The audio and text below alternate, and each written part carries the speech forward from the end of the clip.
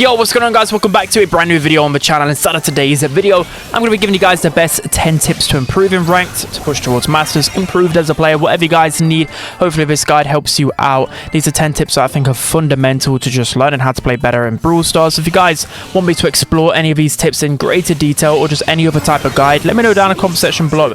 I promise this time, especially before the next update, I'll be doing a ton of guides just to improve the quality of the content, and I really want you guys to improve in Brawl Stars. I've got a lot of knowledge. I've been competing, well, I was competing for several years, only retired like a year or two ago, and I've pretty much consistently finished in the top 50 in ranks, so I feel like I'm the perfect person to explain to you guys. So be sure to subscribe for all of that content. Without further ado, let's jump into the first point then. So the first point is to understand the terminology of rock, paper, scissors. So you might think, well, that was a game you used to play when you were younger, like why does this actually correlate to Brawl Stars and the meta? Trust me, it does. So as you can see by the graphic, you essentially have three kind of archetypes within Brawl Stars, right? You've got tanks, you've got snipers, throwers, and kind of other low DPS brawlers, and then you've got tank counters. So this is literally going around in a circle, and this is why I constantly call it rock, paper, scissors. When I played competitive a couple of years ago before draft, literally everyone spoke about rock, paper, scissors. It's how the meta was, because there was only like 3 different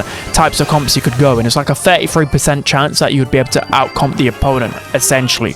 And it's kind of the same in draft.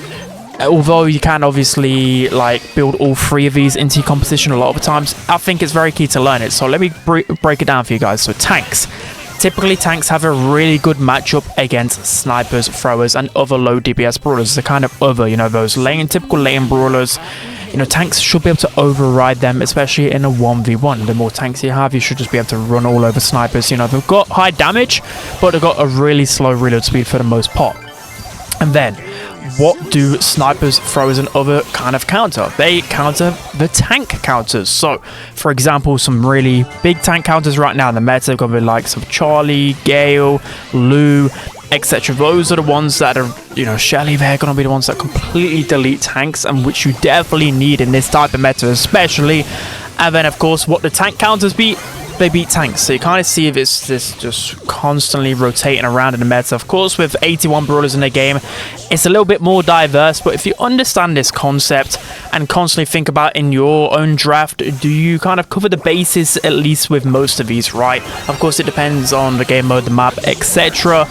But especially in this meta, like I said, you've got to make sure you at least, even if it's not a fully tank counter, like at least have something within your brawler mechanic that either can help you escape them, can help you just deal with them in some type of way. Because, for example, if you have multiple snipers and then all it takes is for the opponent to go like a big tank or like an assassin, and you're completely screwed over. So understanding this will really help you improve in Brawl Stars. So now jumping into the second tip, which will definitely help you improve a lot in terms of your game sense and just overall playing experience. It is queuing up with a teammate, and especially if you can queue up them in VC, it's going to help you out so much in Brawl Stars. Of course, that actually makes you have a lot more fun in Brawl Stars. I have so much more fun, you know, when I'm playing with my friends like Drake, Trav, Tom, etc. But it actually helps you learn a lot in Brawl Stars, because if you've got that immediate feedback, you know, it just, a lot of the times people just need to drop the ego. People will have egos even in like gold rank in ranked. You need to drop the ego. Just take into consideration that you can always learn in Brawl Stars. Even when I was a professional, I knew there was always room to learn. There's 81 brawlers in the game right now, right? There's so many different interactions and ways to play the game with hypercharge, etc. There's always going to be ways that you can play better, learn how to win matchups, learn how to switch different things, and having someone with you in VC who is of equal skill or even a bit better, a little bit worse, you guys can bounce off each other a lot more. So if you're wondering where to make friends, there's literally been an update to help you find friends a lot easier now within Brawl Stars. You've got Discord, which was the #1 way that I found friends, you know, joining Discord servers, just trying to build friends and connections inside of that way. Of course, it's got to just make your play so much better. And of course, queuing up with a teammate as well, it's going to make sure that you have one less bad random on your team within ranked. It's just more consistent across the board. So trust me, playing with a team is just so essential in so many ways. Now jumping into my third tip, and I will say I've probably highlighted this enough, especially since Power League, since ranked, since literally draft has been introduced. The draft can win you the game alone. So when I do my pro game breakdowns on my second channel, main channel, wherever, I talk about just how important the draft is. We saw it in World Finals, where for example there's just been multiple teams that have just left themselves to get outcomped, and they'll lose even if they're the better team. For example, we had like this semi-final Zeta. I'm trying to remember. Well, I think it was it's Crazy Raccoon versus Zeta. Crazy Raccoon were the favorites going into the whole tournament, but they left themselves with just terrible compositions. And if you leave yourself to get countered too much in a draft, you can literally lose it on your own. There's so many instances in ranked where I'll tell you guys on stream or whatever else, where I just, because I know the meta so well, I just know which brawler to pick. And more often than not, I give myself such a higher chance, because if I can counter 2 of the brawlers at least, especially when I have last pick, I'm going to win the game. And again, pros will literally just play the game so much and practice so much just on draft, and they'll have like literally notebooks on how to perfect draft or whatever else. You don't have to go to that extreme, of course, but just knowing the basics of draft, literally I think it's nearly as important as the gameplay, because you can literally win the game from draft itself. Now jumping into my 4th tip, and this is especially important for those free-to-play players, and especially when I'm playing on my free-to-play account trying to get masters. The way that I progress my account, you can go about it in 2 ways. So I know you probably guys watch Kairos, whatever else, in terms of free-to-play series. Most of the time, you want to get most of your brawlers to at least like Power 7 or something, because at least you can get a gadget for free out of a Star Drop, etc., etc.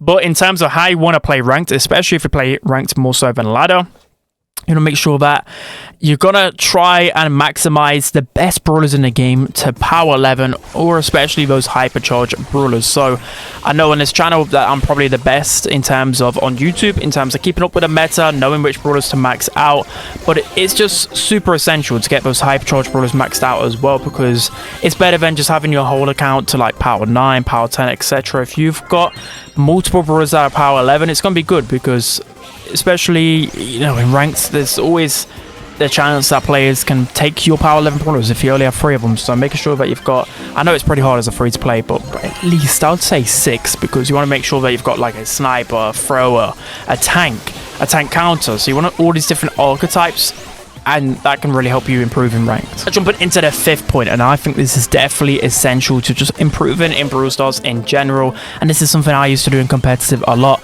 and it's watching back your replays / VODs. You don't have to do it after every single game, because more importantly, just playing the game is going to help you improve more than anything else. But in terms of improving, especially when you're not too sure what went wrong, or just if you made a mistake, how you could have done it better, I used to always watch back my VODs. If you're unsure what VODs are, it's just literally, say if I was playing in a monthly finals, just watching that back, especially with like your friend or someone like that, and just asking them. I used to do it all the time. I used to just ask them like, what could I have done differently there? And just getting someone else's point of view is of course really good, but you don't even need someone else's point of view all the time.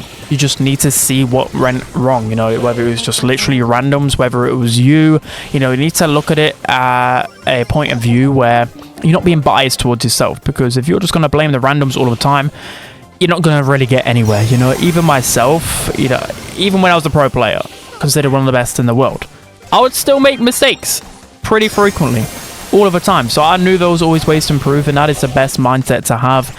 And especially for you guys, I think just watching back some of your replays, you don't have to watch back all of them, just especially like a close game or something like that, I think you can definitely learn a lot more than you realize. So now moving into our next point, and I know I've covered this a lot on the channel over years, and I probably need to make a specific video to this, because I feel like a lot of randoms don't understand this mechanic, and it literally is just to split into your matchups early on in the game. This is more important, I would say, for the brawlers that are kind of suspect to getting hard countered a lot easier. So, you know, if you're playing Fang, Buzz, etc., you can leave yourself to get countered by the Shelly's Gale, etc. So I think this is just common knowledge, but you'd be surprised by the amount of Fangs, Edgars, whatever else, just blindly just go down the same lane over and over again, even though they're against the hard counters. So assess the situation. You know, you don't have to always go to the right matchup at the beginning. You know, you want to try and get the right matchup when that broader selection screen goes up, know your lanes, whatever else.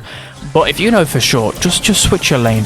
Try and switch your lane. I know sometimes randoms don't cooperate, but you know, if you're a Fang and there's like a Sandy or low DPS brawler on the other lane, and there's a Shelly on the other one, of course you want to go to the other one. It's going to increase your chance of winning the lane, and if you win lane, you win game a lot of the time. I say that as like a corny, jokey catchphrase, but it holds a lot of truth. If you win your lane, you will probably win the game. You'll be able to then turn a 3v3 into a 3v2, and then you, of course, the odds are going to be in your favor. Of course, if you win lane on a map like Undermine, for example, you're just going to be able to spawn trap the opponent so easily. So just knowing as much as possible, you don't have to know every single matchup, right? There's so many brawlers in the game, but just knowing like who you have a better chance of going off against, it is just going to improve your win rate drastically. So now moving into the next point, and this ties directly to my ranked guide.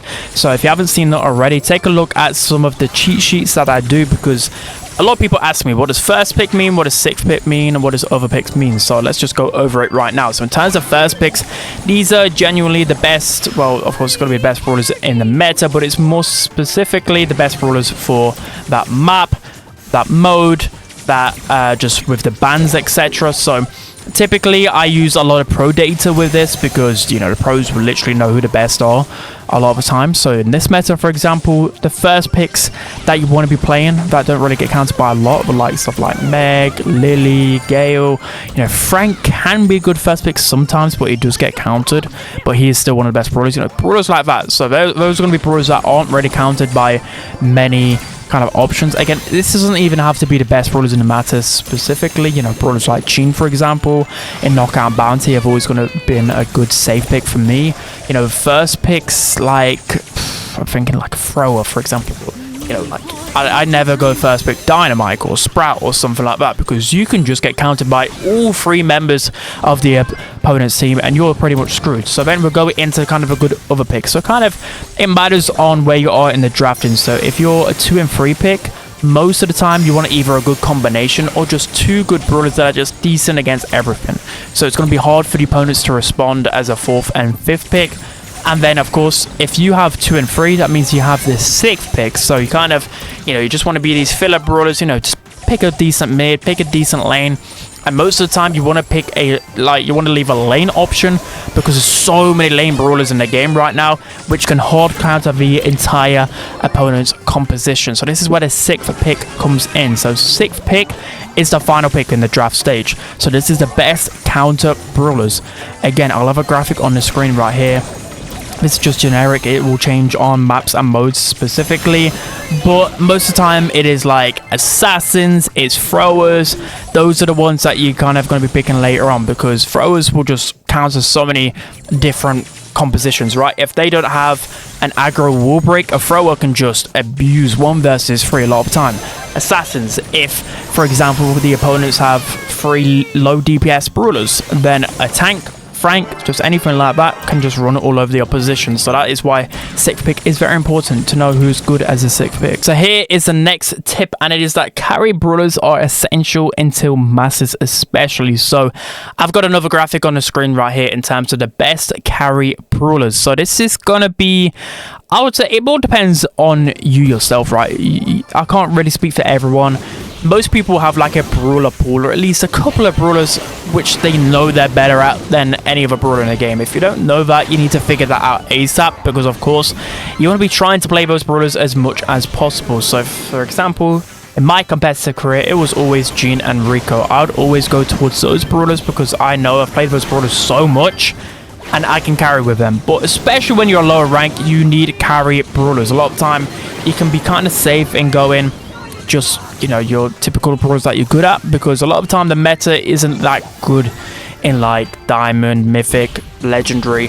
The meta doesn't represent my tier list all the time, so that's what we've got to take into consideration. You know, a lot of times it's going to be like Edgar's or just Colts, Dynamites, etc. So just knowing that you've got a carry brawler, it will be essential, especially to work towards masters. So now jumping into the 9th tip for this video is that positioning is key on so many different game modes, so many different maps, etc. So I think I've used this terminology before, but I just want to reiterate that this is one of the best tips in terms of how I understood Brawl Stars and how to make more of an impact in the game. So people, especially since the stats at the end of the game came in, they just always look at the stats and then the kudos would just go there.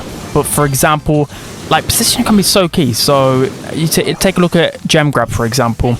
If you're a lane brawler and you're a roser, and you might be getting pinched out on hard right mine by a couple of brawlers, but if you're wasting a lot of time and if you're getting people low or you're just causing havoc in spawn, it's going to allow your gem carrier to pick up safer gems. You know, if you're taking aggro from the mid and lane, that's 2 people out of the equation for a little while, and then you know, even a better example, if you get the gem carry a little bit weak, then they have to sit back and heal up. That's going to waste even more time. It's all about opportunity, because in Brawl Stars it's a very fast-paced game. There's not a lot of seconds in a game. It's not like, you know, League of Legends, other PC games that just take 30 minutes even sometimes. It's like 2-minute, 3-minute games. So just even a couple of seconds wasted time, that can literally be a difference maker. Another good example is the likes of Knockout. Literally one map in the rotation, out in the open. I speak about it so much with Meg, for example, the old Meg, but just pushing people back all the way into spawn, that can win you the game. So of course, not just going stupidly aggro all of the time, but also not being scared. You don't just want to sit back all of the time, because the opponent, that's just inviting pressure. So just knowing the difference between going aggressive at the right opportunities, it can really help you improve as a player. So now moving into the last point, and I know I probably re-spoke about a lot of points over and over again, but this one I can't stress enough how important it is to know the best first and sixth picks for every mode at least. Ideally, it would be for every single map, but again, I want to shout it out, my ranks guide. I know it is very kind of basic, but at the same time, it's so hard to go through all these different scenarios. So just take a look at the best first picks for the game modes, the best sixth picks. Even if you write it down in your phone, even if you take screenshots in your Discord servers with my graphics, I've seen so much going on, but just know at least the best first and sixth picks. The reason why I say this is because you don't want your opponents to get those good first picks, because in this type of meta, there's a lot of broken brawlers. So you don't want Meg, Lily just going, not taken into consideration in the ban stage, and then they just first pick Meg and Lily, and then you're screwed. You've literally lost the game through draft alone a lot of the time in this meta. So yeah, you don't want that to happen, right? And then sixth picks as well. So for example, if you have first pick, of course you don't want to be banning the good first picks, but not only that, you want to be making sure that you're banning good sixth picks. So for example, on like Knockout Bounty, I either ban throwers because they're just so annoying, or I ban like Miko or just something like that that can just counter a whole competition, because typically Knockout Bounty, there's a lot of snipers, right? So who counters snipers? Like I mentioned earlier on, typically it's like your assassins or tankier options. So I tend to ban them a lot of the time, and it just means that you don't have to worry so much in the draft stage, because if you can get 3 good bans to good late pick brawlers, there's not really a lot of options for the opponents to consider there. So that's going to be it for today's video, guys. I hope you learned a lot with this one. Let me know whether it was at all useful. I just probably waffled a bit too much, but I'm just trying to generalize as much as possible, just my thoughts were ranked. I was actually meant to do this video before I went on holiday 2 weeks ago, so it's just kind of a reiteration of that. I've already wrote the draft and script before, so yeah, let me know what you guys think. I probably will do a more advanced guide on draft or dodging or pinching or just all these other mechanics. You've got to let me know down in the comment section below what you want to see. But that's gonna be it. I hope you guys enjoyed. Don't forget to like, comment and subscribe, and I'll see you guys next time.